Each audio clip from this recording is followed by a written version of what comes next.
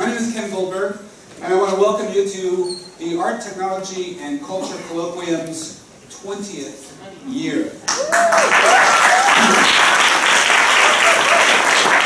We've had a lot of fun over the years. I want to thank in particular Greg Niemeyer, Eric Paulos, our advisory board, Lara, Jill, the BCNM faculty, all the students who have been involved, Shannon, Lauren, the Art Design Initiative, Chris Rovetto from UC Davis, and the Mel and Sawyer Fund. I want to thank Brent and Michelle, Perrin Meyer, and anyone else who's thinking about donating to keeping, or even possibly endowing this series. A special thanks to you. And I want to thank everyone here for coming out and keeping our series alive. Tonight is our 175th speaker in the series, and has a tremendous biography which is familiar to, I think, everyone here. He has a history going back to the Bronx, and going to Catholic schools, then going to Iowa Writers Workshop where he got his MFA in literature.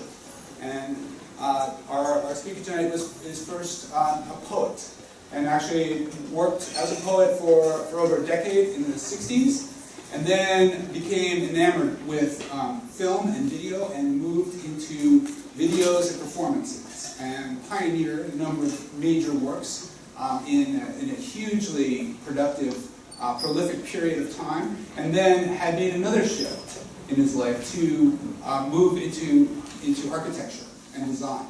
And he has won numerous awards. We don't have time to go through them all, but he's shown it all over the world, from the Venice Biennale to solo shows at MoMA.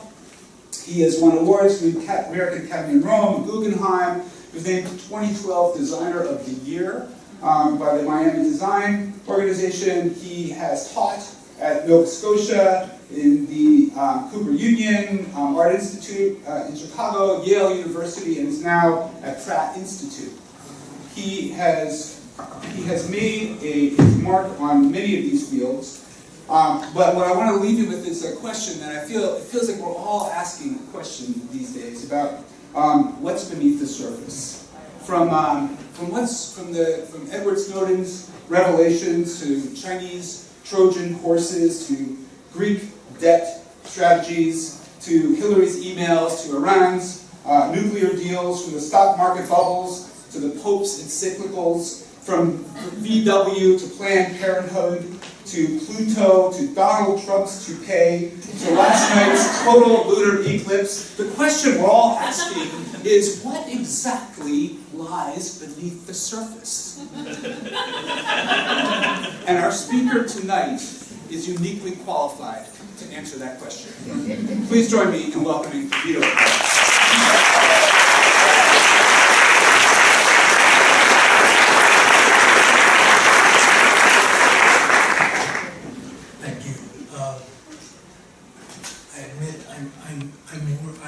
I'm more used to giving 3-hour talks, but I kind of can't do that now. So I'm going to skip through a lot of stuff.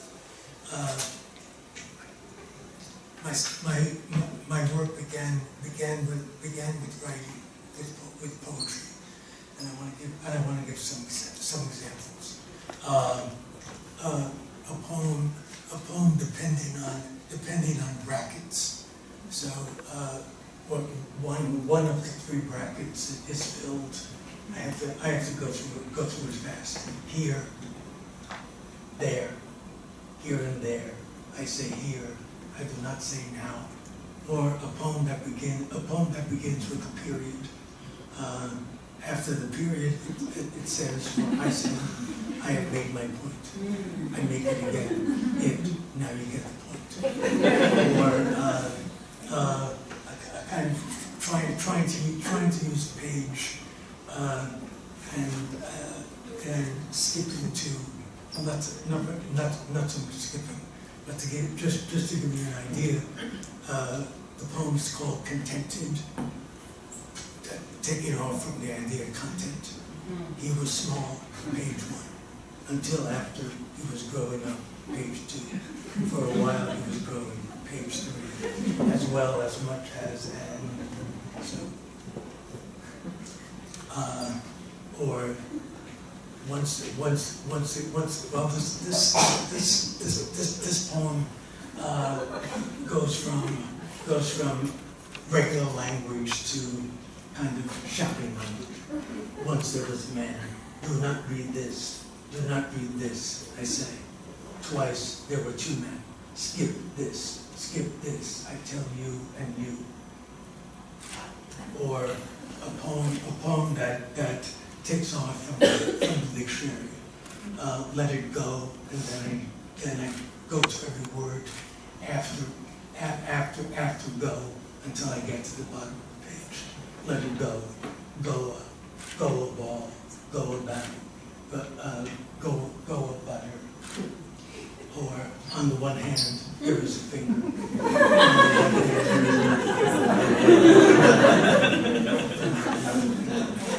Or now I will tell you a secret. I am nodding my head. Now I will tell you the truth. I am stretching. Now I will tell you something that can't be questioned. I am waving my hands and then going to the bottom.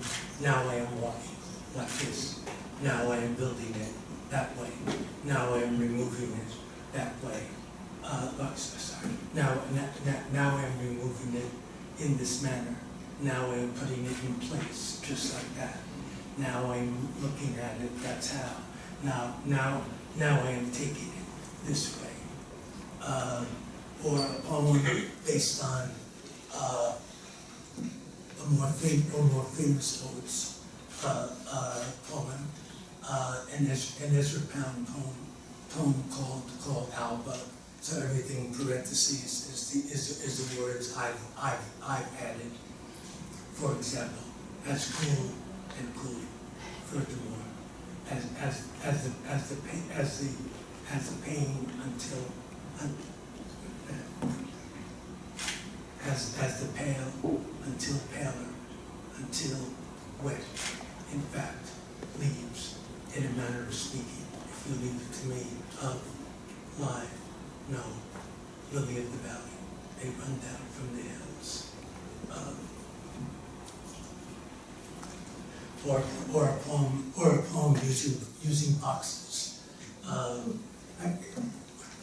When I was writing poetry, I wanted to do something that maybe hadn't been done before. So rectangles. She writes to write them up. He told her, it tells on you. He is too, but he will be off. Then one box moves over. You saw before that she sees after this. None hear you, heard us out. The box on the page on, then again movement that goes with saying what goes without saying. A larger box here, hereafter. These smell what smells this up. Then taking off from telephone pages. The telephone page is cut to one column, and then there are words like in fact, therefore, on the other hand, in brief, likewise, admittedly, or two columns, and here only one line up to here, or another one column starts with I am here, you are here now, or a poem with all capital letters. Read this word, then read this word, read this word next, read this word now. See one word next, see one word now, and then see one word again until it goes six or seven lines. This is a kind of possibly quasi poem. It's from a book on reading speed, how to improve reading speed, and the title given to it is moves, double time, and I try to explain it by saying the time taken for me to walk from 7th Avenue and 17th Street Northeast to 6th Avenue and 17th Street Northwest, June 30th, 1969, beginning at 9 p.m. And around that time, I started to think, I don't think I want to write poems anymore. And the reason I thought that was that when I'm making a poem or quasi poem on a page, I'm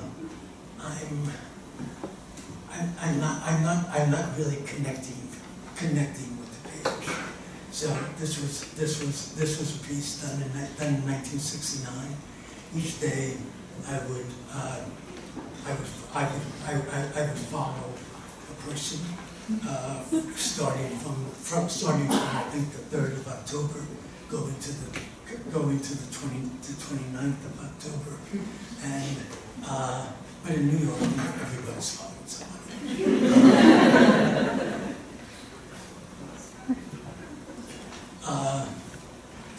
So I started trying to concentrate on myself. This was a 1971 piece.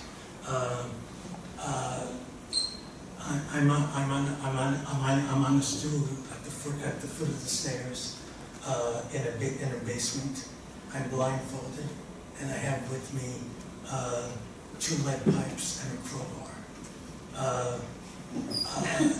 So I'm constantly saying things like, I'm alone here in the basement, I want to stay alone here in the basement, I don't want anybody to come down the basement with me, I'll stop anybody from coming down the basement with me, I'm alone here in the basement, I need to stay alone.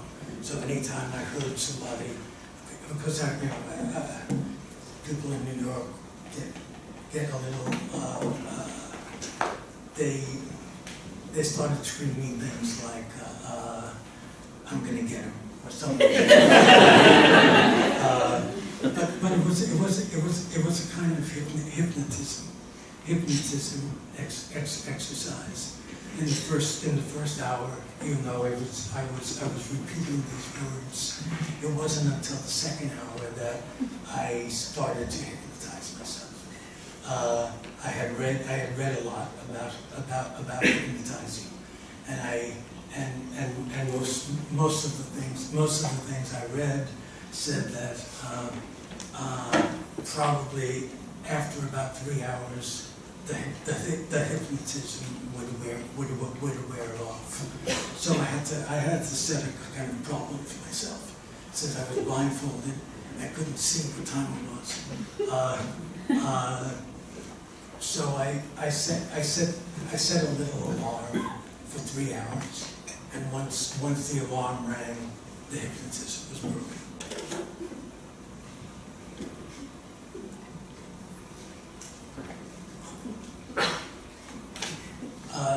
1972, the gallery neighborhood was changing. It was on West Broadway, where a number of galleries started to be on West Broadway. Halfway across the floor starts to rise to a height of 2.5 feet, 3 feet at the far wall. So if a person walks into the gallery, the person walks towards this ramp, goes up the ramp. Each day, I started to be under the ramp when it was maybe 10 minutes to 9. Stayed there until it was 6:10. So I'm underneath the ramp. I'm moving around under this ramp. I'm trying to constantly masturbate, and in order to do so, in order to do so,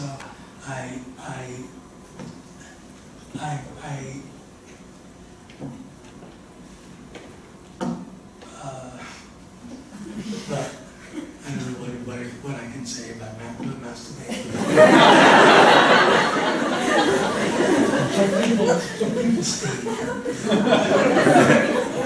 Apparently, I didn't know who was there, but I would have to constantly talk. Around the same time when PS1 opened in New York, there was a basement, so that kind of planks were put across the basement. All of these things had talk in my voice. But here it was more like let's be together. Let's do something else.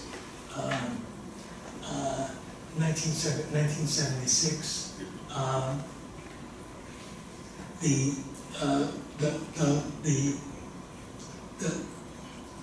The main room of the gallery had a wall, and the doorway was blocked off. The wall was painted black. A kind of plank was propped up on the windowsill of the room, and then the kind of ramp became a kind of plank. So let me get back. And the kind of talk was, now that we're all here together, and what do you think, Joan? Now that we're all, now that we do something else, and so and what do you think?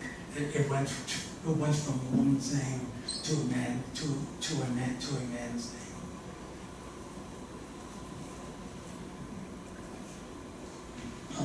A year or two later, I did a project in a space with five columns. Around the 5 columns, there was this large rubber band. The rubber band is pulled by cable towards the column. And it was holding a bowling ball. So the bowling ball was aimed at a television set.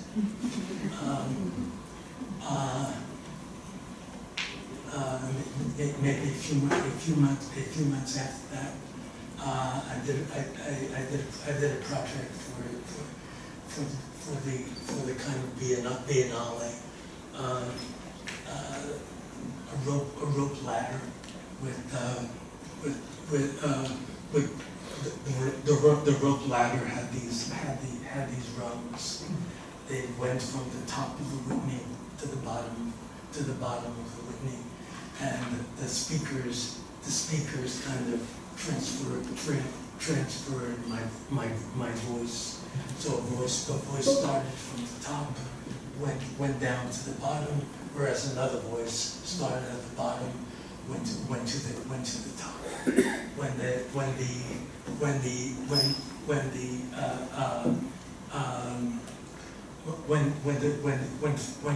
When two voices passed each other, then there was a kind of whisper voice. Is that me talking? Who's talking? Okay, another. And at this time, I was thinking that all I wanted to do was installations in a gallery space. Here, there's a swing the chains of the swing are repeated, so that there was a kind of pile of chains, another pile of wood. But always was speaking, and I thought that the only way maybe to get into the ears of people was to talk. This was walls. The sound would go from one wall to another wall to a third wall, and people would be going between walls. So always hearing some kind of voice.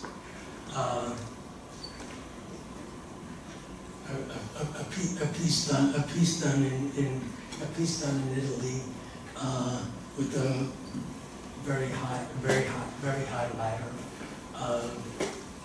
The ladder could be climbed, but again, it had sound. Okay, 1979. I did this project for a few days in a plaza in Holland. So loaded a truck with steel panels. When it got to the place, each day a different shape was made.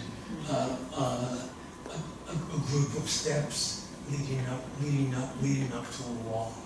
The second day, a group of kind of channels to be inside of. The third day, a table and seat set. I should have brought some of these texts, because the text I think tried to make the project. There was constant noises, constant horns, but I didn't bring the other stuff. This was 1980, the beginning of 1980. Project that had a swing and four panels, five by eight panels, covered with American flags. There was a swing in the middle, so I would sit. I or somebody else would sit on the kind of small plank. When they went up, the United States flag was replaced by the Soviet flag, and it was a strange occurrence, because when this piece went up, it was at the time when the Soviet Union was invading Afghanistan. 1984, I started to think that I have to make places. So here, the place was called Bad Dream House. 3 upside down houses, 2 upside down houses, leaning towards each other, supporting a third upside down house on top. There's the upside down house kind of went off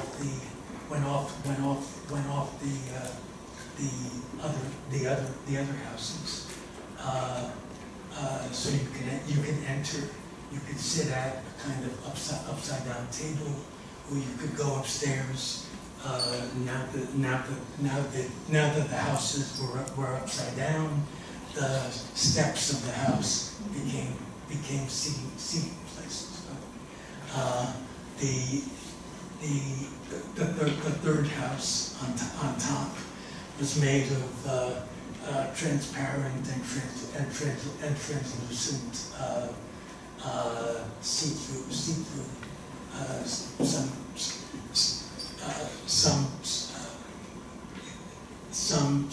some mirrored,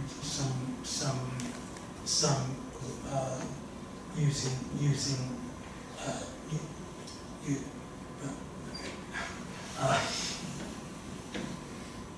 at around that time, around 1985, 1986, I started to think that I think it was important for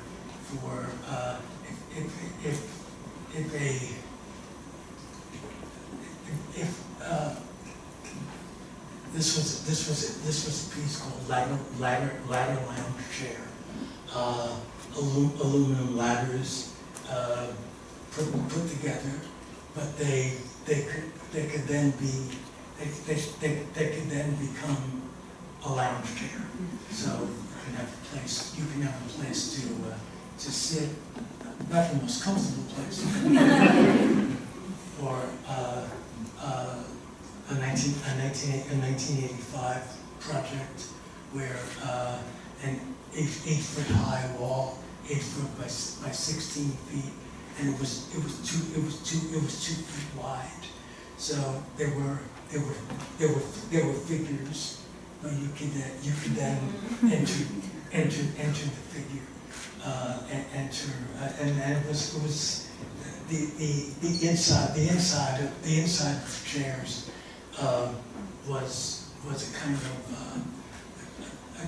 kind of thing that you could buy. A project called Big Baby Floor. Big babies, so you could enter and sit.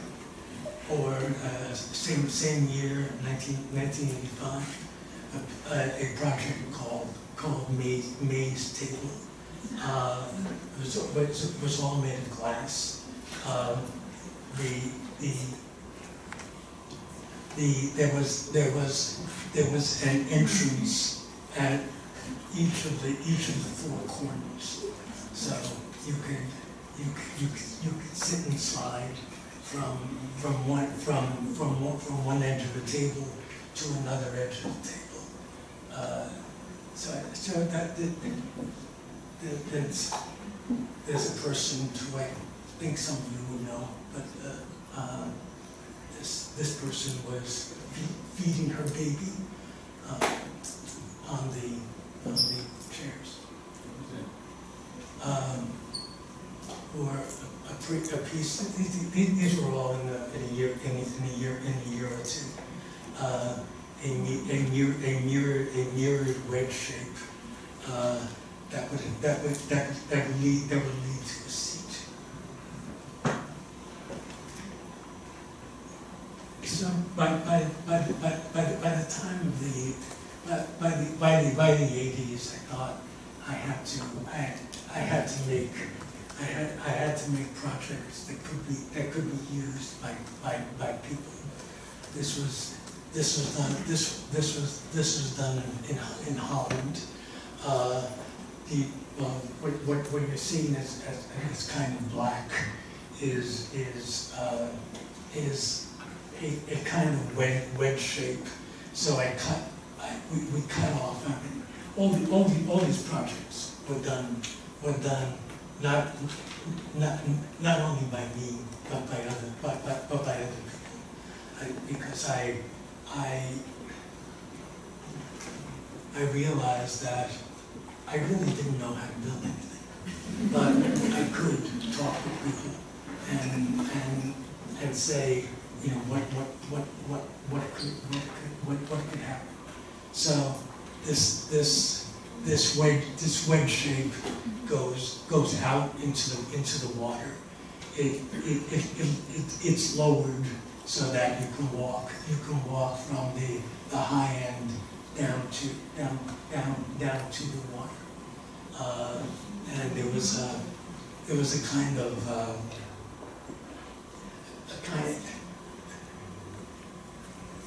you could start here. There were steps here. You could go onto a kind of island, then go on to the rest of the place to be. Around the same time, 1997, we were asked to do. Well, by that time, I had started a studio of people, because again, I realized that I couldn't build the way other people could build. So here, for example, at the end of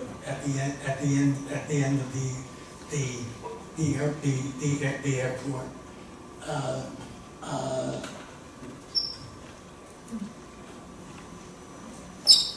this curled around, so you could walk inside. Here, a rug from the mezzanine comes down. Here, the kind of concrete floor goes up to the mezzanine.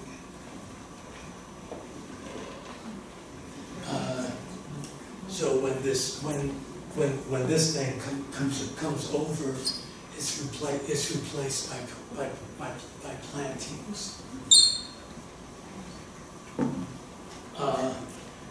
So I was convincing myself that maybe I didn't need to build stuff, but I could use the help of others who could do this stuff. And then from the top, from the second floor, this was a kind of rug.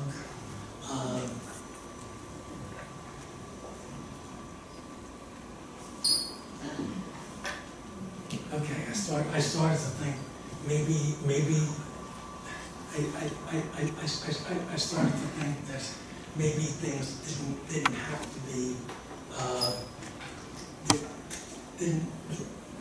didn't have to be built, though I wanted this to be built, but I realized that the people who had asked us to build something said that, well, you can take this project only so far, and then we would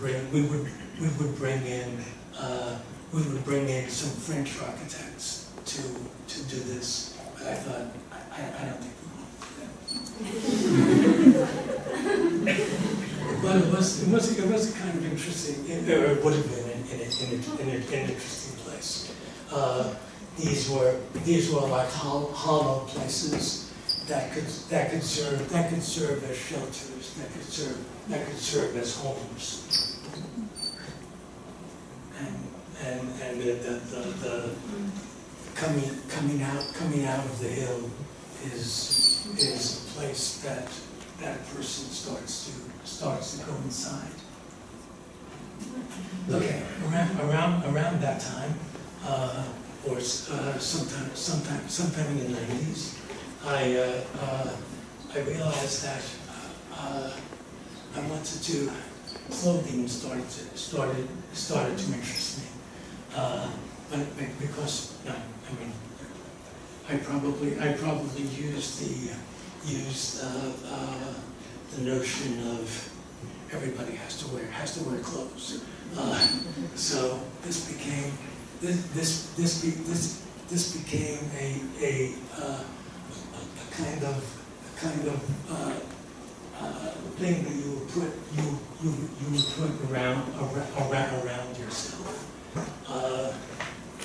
Each scene had a kind of split, so that well, I realized that if I didn't do that, possibly a person wearing this could be blown away.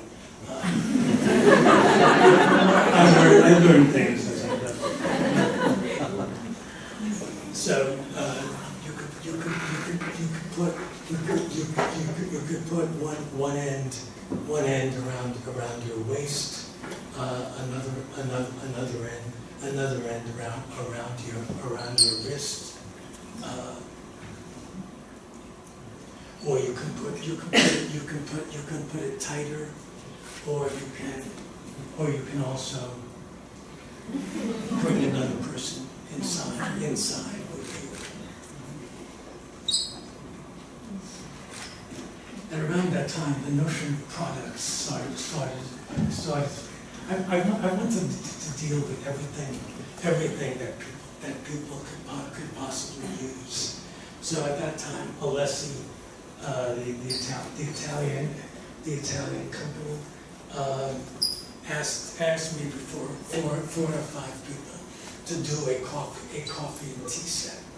So what we did was instead of making a kind of normal coffee pot, what we did was two capsules that would store coffee and tea, two other capsules that would use sugar, etc.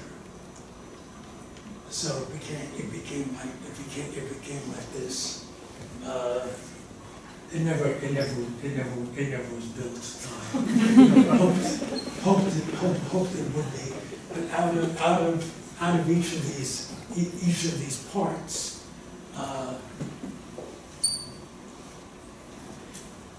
they stored cups. So you could take a cup out of each of the compartments, and then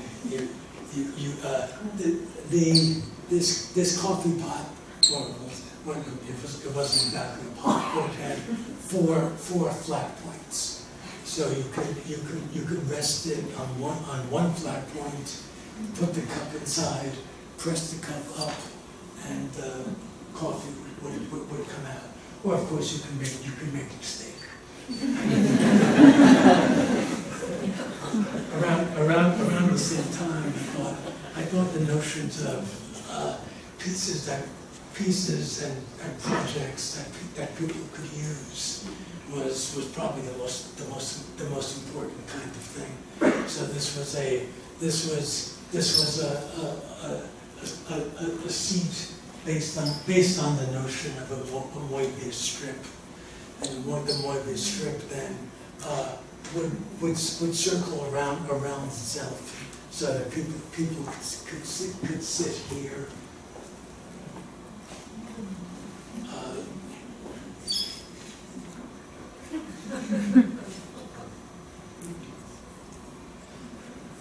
Okay, 1993, a museum in Vienna asked us to do a project. The middle room was the shortest room, surrounded by three-story compartments.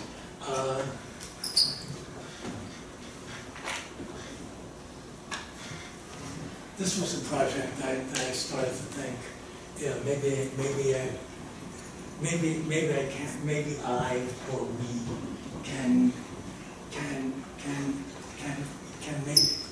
can make this useful. So we made a replica of the room, and it bulges out from the room.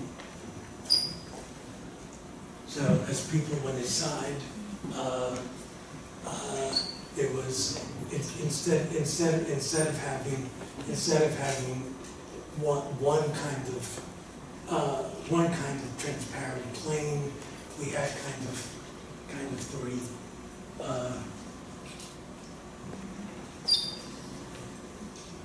This was a project that started to convince me that,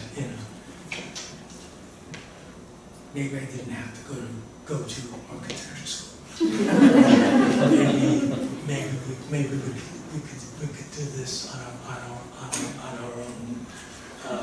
So it's surrounded by a corridor. As you walk around, the step there are steps. The steps are covered with grass.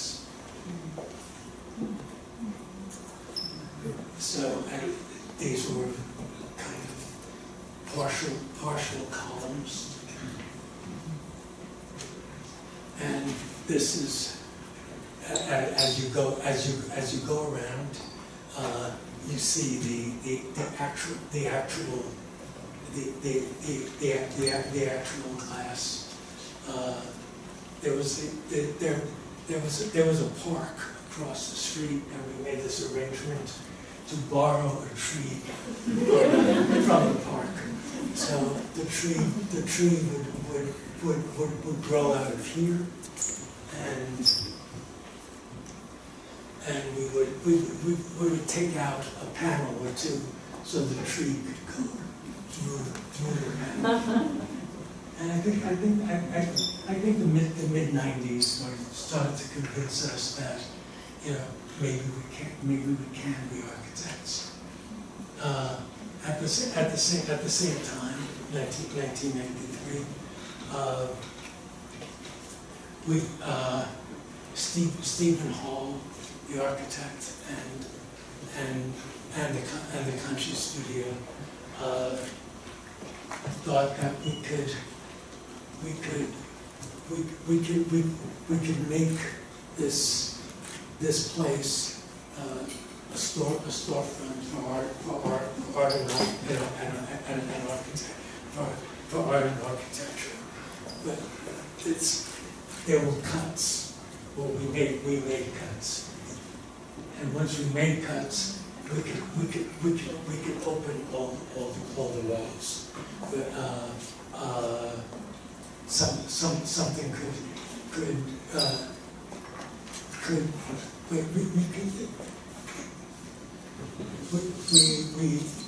we tried to do things that would be places that people could possibly use.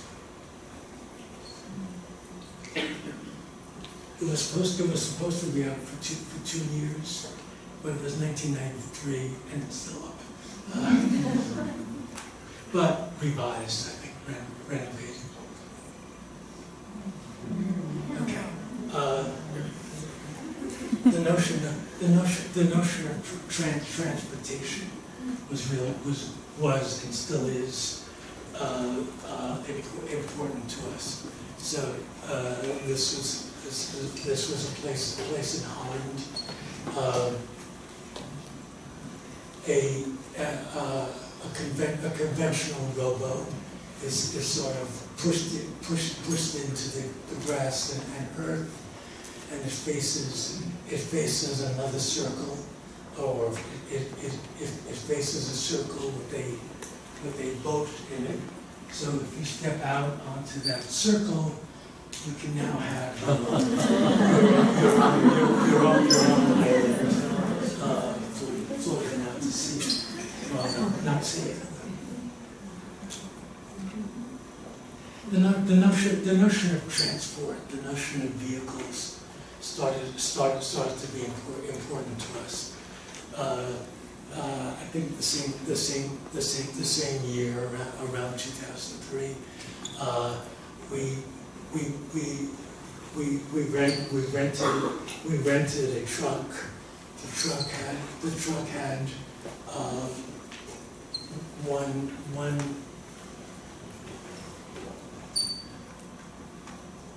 the truck had one compartment when it drove and when it stopped. Now the one compartment became five compartments.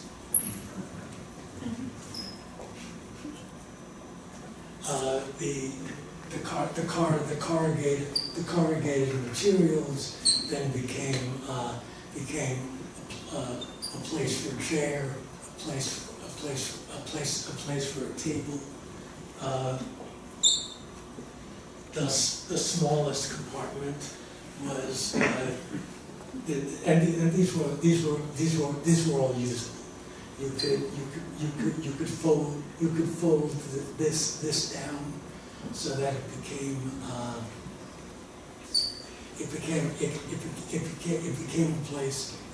place where you could cook.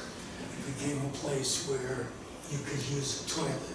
Now the problem with the toilet was that now that you brought the toilet down, you could sit on the toilet, but your ass was exposed to the outside world. Unless you took it. Okay, around the same time, about 2000, we were asked to use a kind of conventional house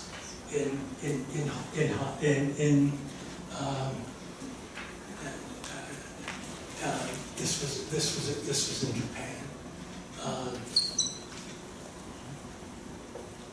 So once we decided to use this, we then kind of covered it with a kind of mesh.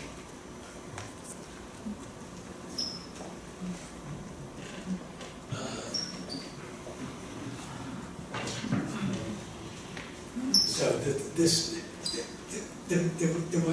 was a kind of material that we could not exactly stretch, but pull, so that this could be a counter.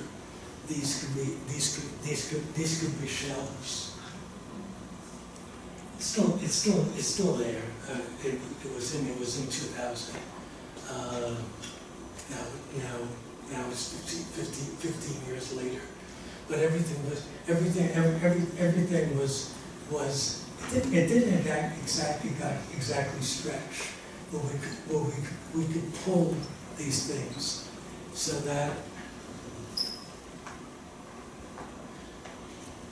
once they were pulled, they could be taught, so that they would work as shelving. It was a very small space. So anytime there was a non-structural wall, we removed the wall and used this kind of curved glass.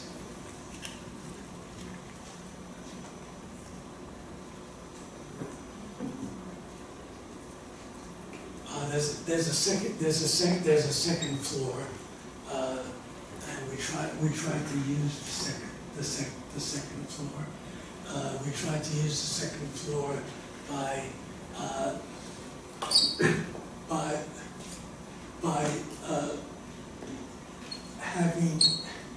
having a place where if you're trying on clothing, you can have yourself televised.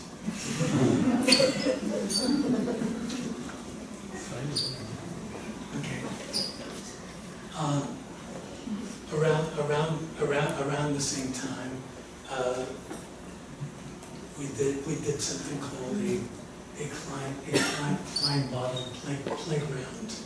And the way a Klein bottle works, it's a continuous space. The kind of bottle goes around and goes back on itself. We got really involved with how can we make things that that almost binds itself up. But in this case, we thought we could make it transparent. We could have like two. They're not, well, they're sheets, but they could be turned. And we thought that if we only had one kind of sheet, it's not a sheet exactly, but we tried to fill it with holes, and we thought that if we have two sheets separated by maybe a foot or a foot and a half, then children could use the outside, but other children could use the inside. And we wanted to separate the transparent sheets so that children who sometimes can become very nasty could step on each other.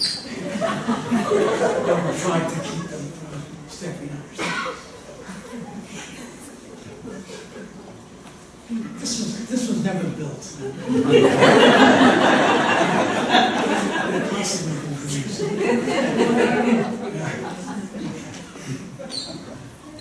Okay, some other examples of how a place can be used. We were asked by these two brothers in Greece to make a kind of second house for themselves. So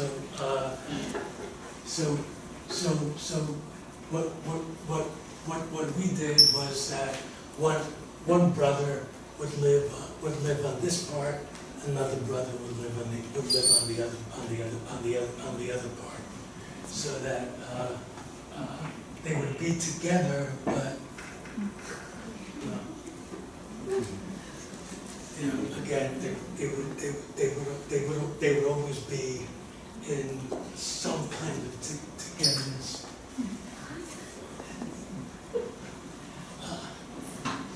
This started some things that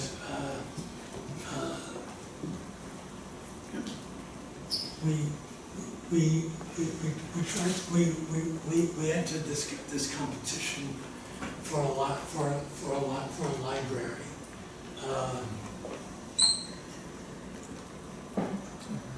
So we tried to step this, so it went across the street.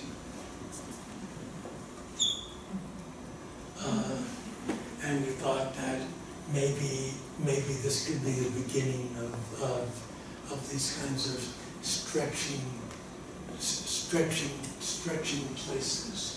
But it was never built.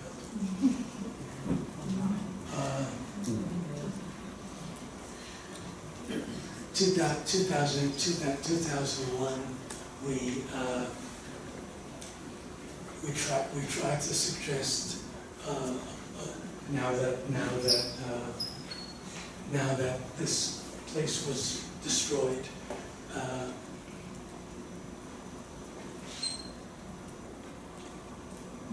so that this was the base, this was the building.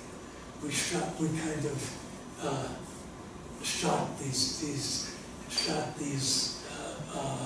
almost pellets, so that it became a building full of holes.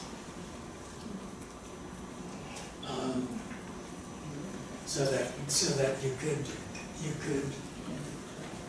so that it remained a building. This was an elevator column, this is a waterfall going from up to down. So it's a combination of a kind of business building, but also a kind of open space.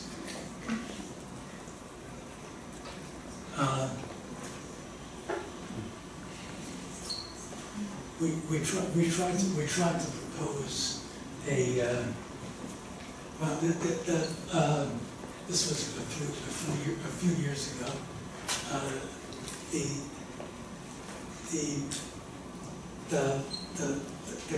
The kind of premise that they put out was this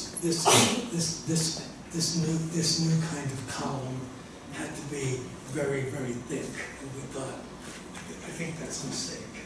So we tried to make instead the thinnest possible columns, so that they all twisted together. This is a project I loved, but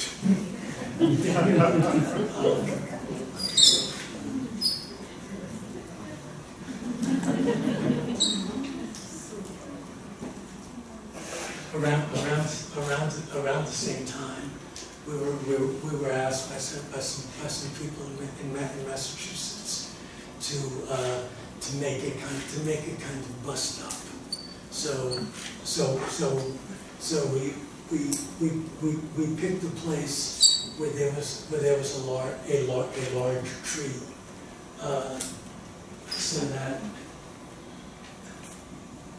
so that this came around the tree, and the fact that it came around the tree meant that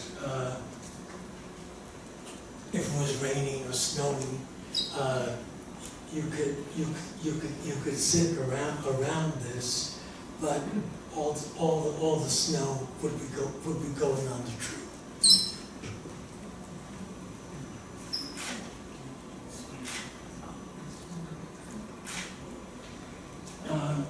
Around the same time, around 2000, Saks Fifth Avenue asked us to do a store window.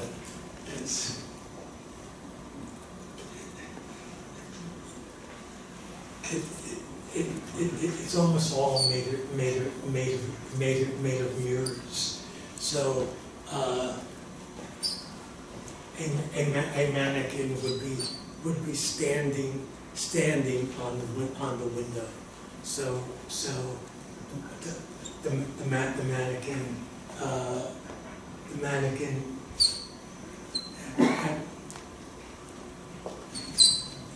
it's all based on the glass window, but it's mirrored. So even though there's only one mannequin, it seems like there are a number of them.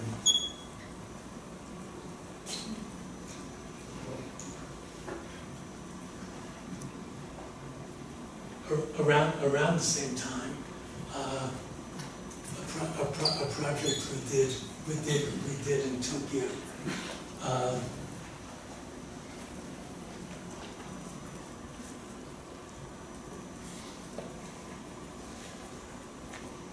It was basically made of cut mirrors, and the reason to use the mirrors was that it was brought up to us that it was brought up to us that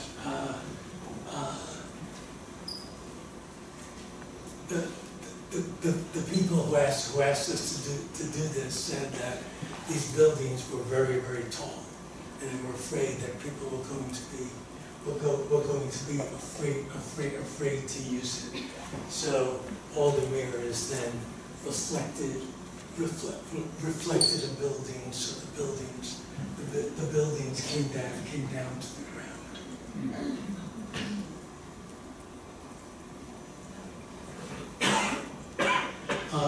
around the same time, we were asked to do a project in Munich. There was a tower on one corner.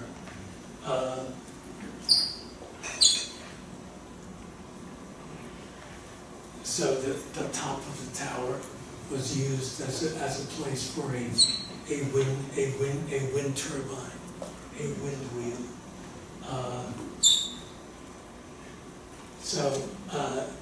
And it was a place that was almost always windy. So the wind always made the turbine go around and around. And what started to happen was this goes around. The outer circle went around. So here, for example, somebody is talking to somebody, but now that the wind is making the big circle, they can't.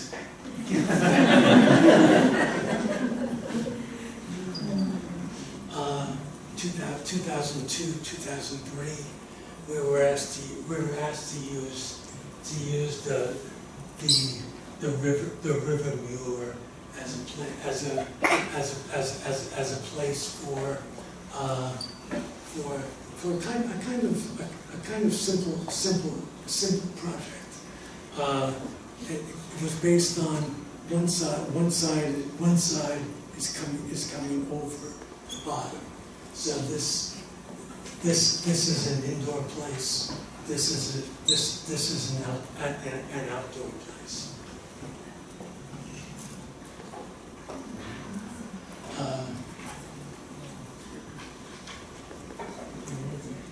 The amphitheater was kind of important to us, and we tried to make the amphitheater in curves, so that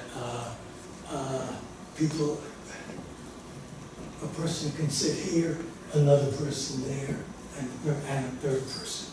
So we wanted a place where there can be some kind of companionship.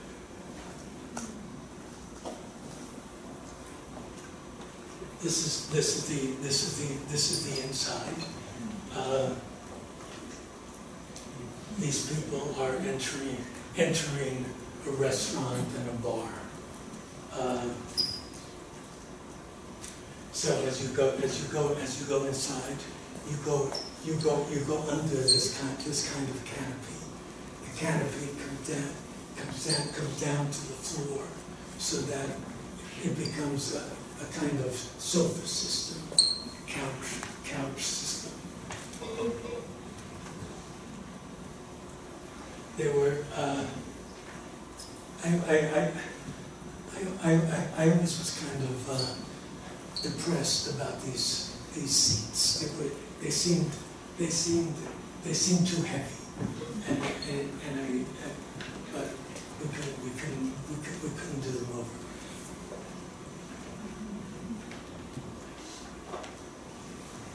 The way we tried it, the way we treated this is all kind of black rubber, and there were three heights. And the reason we wanted to have three heights was that we realized that most of the people who were going to use this got very drunk. If you put the glass out, you possibly would be able to put it here, or here.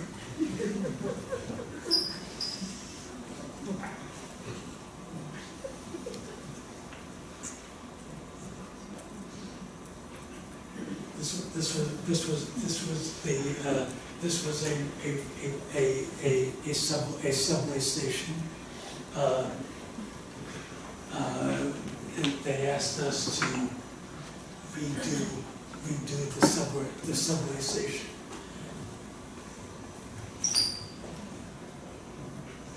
So this was our station,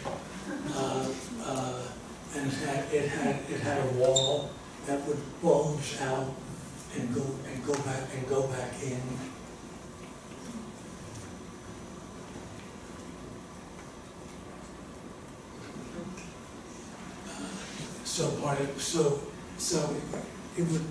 There was a bulge on the inside, and then a bulge. It went to make a bulge on the outside.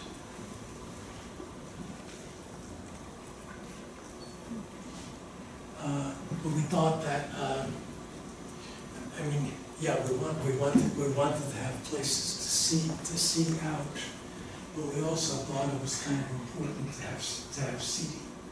So we used the same method to have this.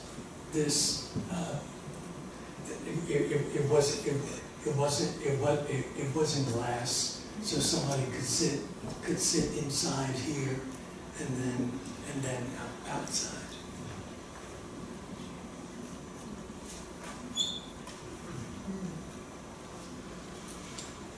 This was around the same time, 2004 to about 2005.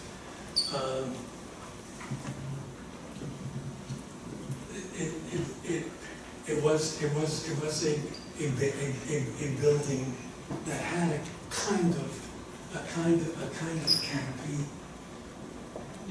or so that we would start here. We would bring this steel part out. It would have these columns, but the columns were mirrored, and there was a hole so that light could come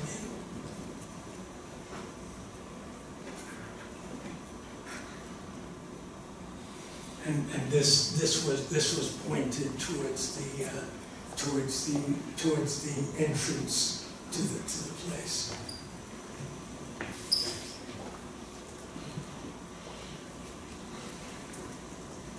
And these columns were hollow, so that you could go inside. You could sit around the outside of the column, but you could also sit at the mirrored place. So everything was made of mirrored material.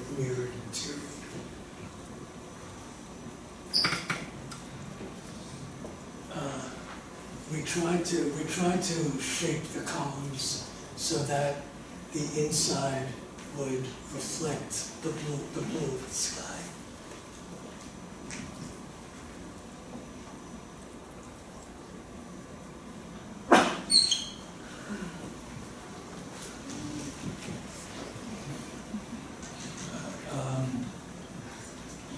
This was a skate park we proposed in around 2005, 2006.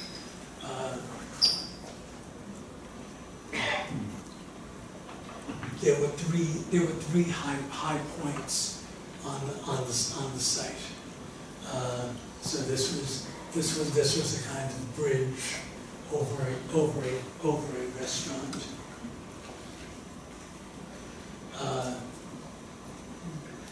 So that on either side we had this kind of skating park for people and other people that would go under it.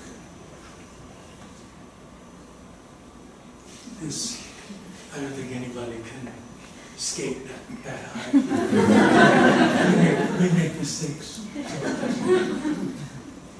The second high point was a person-made hill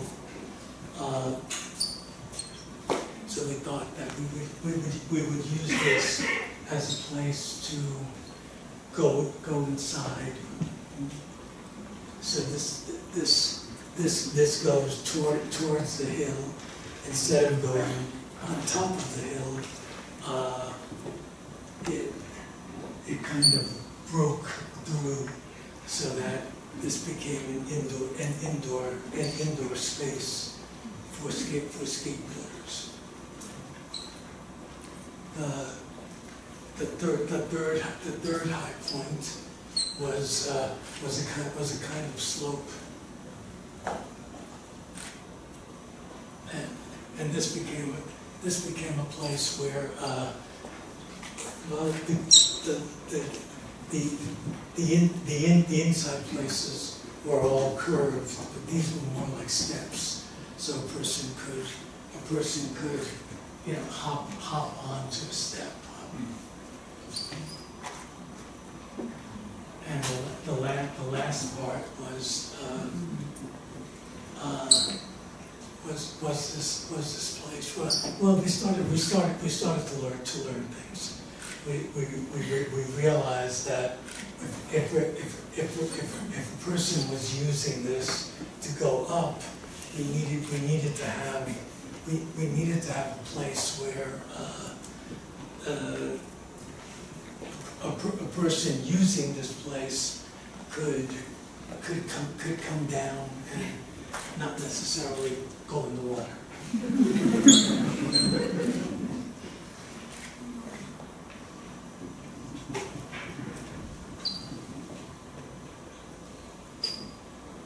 I know should we stop here?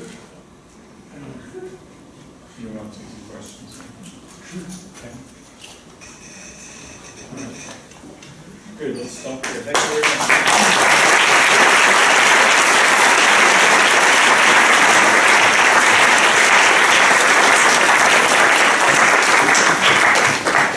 Questions? Questions?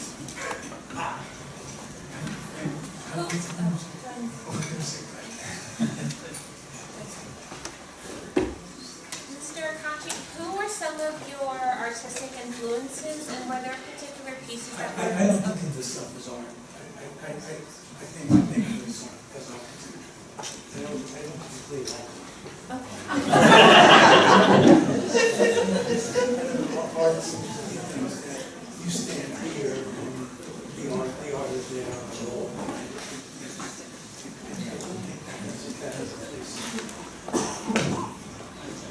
Or architecture influences? What? Is architecture influences a better word to describe? Were there other... No. It's a word that I want to use.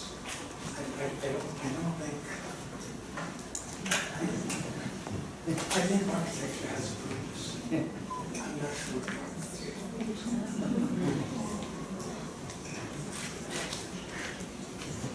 but that doesn't mean that I'm right.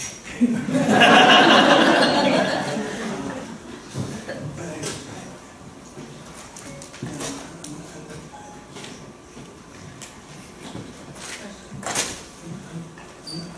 not sure how to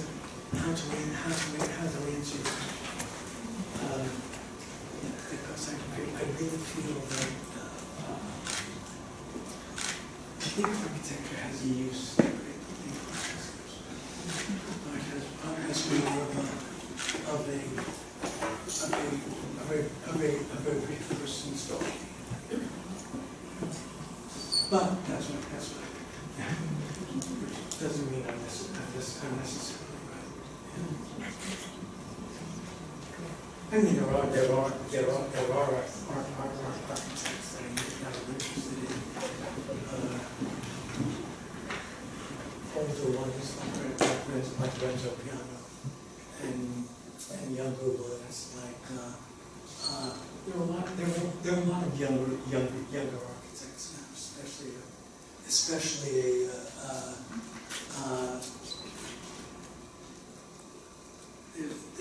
there were these architects call himself big, and some of the stuff they do, I think is really important.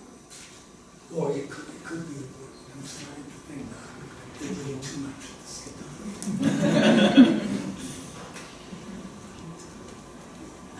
Throughout your talk, looking at so many of your projects, Mr. Acconci, Yes. you spoke of we, and you started off as a poet doing very individual works, but there was a point at which you became a collaborator. Who are these we that you speak of?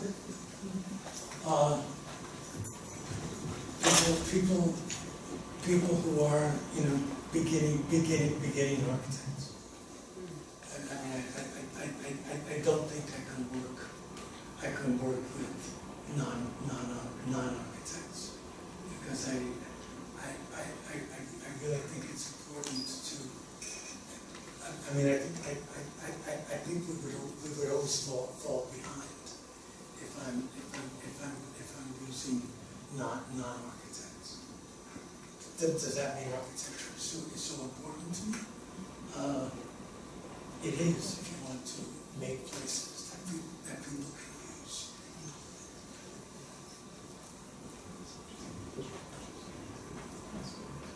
So the word views just came up again, and I was wondering if you could speak a little bit more to, you said somewhere in the mid-'80s, you felt compelled to start making things that people could use. Yeah. So what prompted that turn? What prompted it? Yeah, to want to make things usable. I don't know. I think that if something can be used, I don't think we should do it. I want uses. I want functions. I want double functions, triple functions. Otherwise, I think I'm just playing. I really don't want to play. Yeah. I want some things that could possibly be playful, but I really don't understand that. I don't understand how to be in something that doesn't invite use.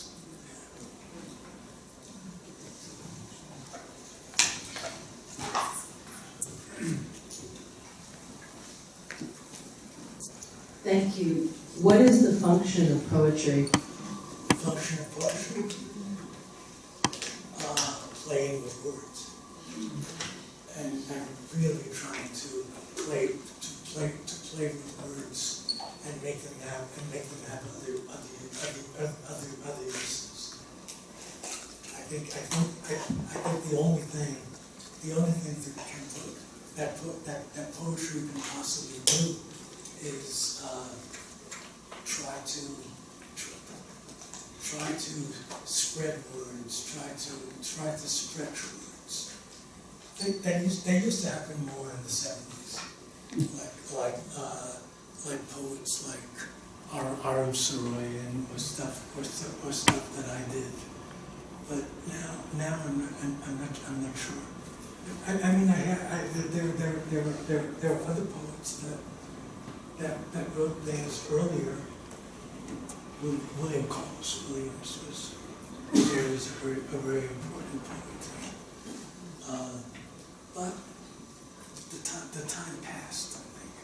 So I'm not sure. I'm not sure if I think poetry has to be reinvented.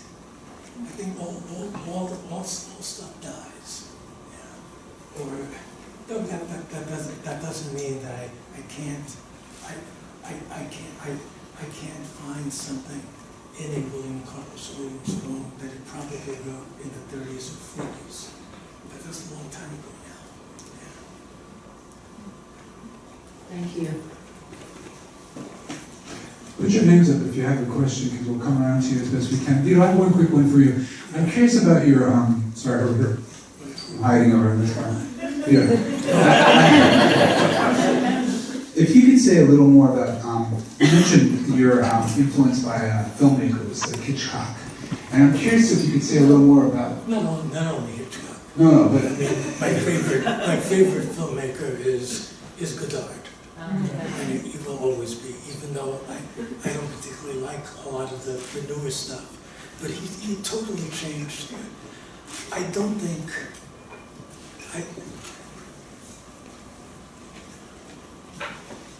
the most interesting thing about Godard is that he tried at least in the 60s and 70s, he tried to do things with not as much money as other people did, or as American directors did. He tried to use he tried to push everything he was doing. I think by far but that it was only maybe a 10-year period or 12-year period. He did this incredible movie with the Rolling Stones it was called Sympathy for the Devil. But it has this traveling camera just going around the place, but almost at a very steady. But every once in a while it went outside, and it went outside where persons are using spray paint to make messages on cars, make messages and it ended with the Rolling Stones doing a finished version of Sympathy for the Devil. Well, follow it up. Well, you just changed your question. I was going to ask completely, because I was going to ask, now I'm curious about how you feel about this idea of frugality, this idea of economy of means. And can you say something about how that relates to your own history, your own background? Yeah, I mean, my probably very favorite movie is a movie that Alain Brouvier, a novelist, did with Alain René, and it was a movie that was done, I think, on very little money, and I think the using of it was always the same characters, but I somehow at least some European directors really I think know how to get the most out of something. But there are some American directors. For a while, this person named Bob Rafelson. I don't know if he's still making movies, but he made a movie. He made a movie that had the most amazing beginning I've ever seen. It starts with Jack Nicholson, kind of off screen. The movie's in color, but he kind of like comes from out of the screen, and then turns so that his face is facing the audience, and he tries to talk probably as slowly as he ever could, and it was one of the most amazing things, because it's only his face facing the audience. Of course, we don't know who the audience is. Yeah. At one time went to see this movie again, probably for the third time, and the theater doesn't exist anymore, but it was called I think St. Mark's Playhouse, and the person who was being the projector was warning people not to come into this movie. But I went. But by that time, I had seen the movie for the third or fourth time. Yeah. Hi. Let's see, I have a, over here. Well, I don't know. I'll stand, and become visible. Yeah. It's- Now I can see. It strikes me that you mentioned Aaron Soroyan and your own poetry, your poetic work. They seem to be very architectural in that they use words as objects and against the figure of ground of the paper. And that's something that it seems Arthur Soroyan, I think, isn't writing, but he's doing plays. Yeah, I'd heard that from someone. And had stopped writing some of the best this type of things that he has these short little. He has this poem called Crickets. Uh-huh. That really is incredible. And it's all just made with Crickets. But sometimes the S is stretched. It's one of the best things I've ever written. Well, no, I didn't write it.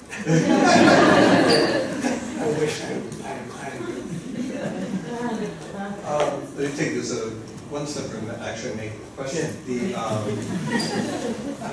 There were other filmmakers around that time, Michael Snow, others that used film in a structural way and in an architectural way. Because they used the stuff there, didn't it, and burned it and whatnot, and created architecture of the film. It seemed to me at some point when we moved to digital work that we had a different type of representation, and that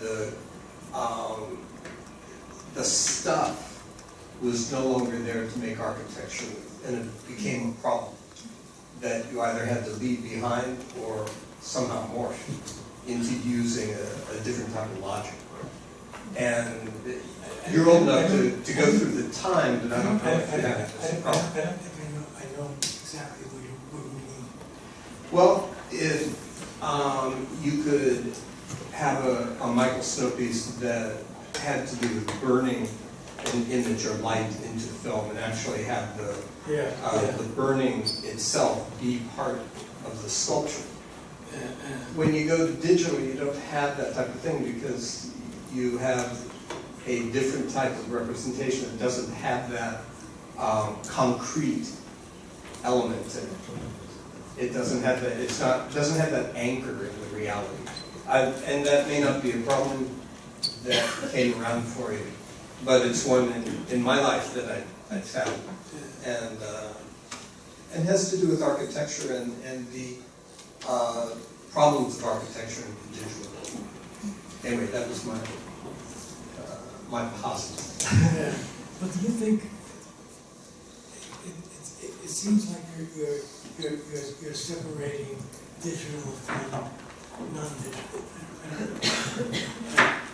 I find it Actually, this is a great note to end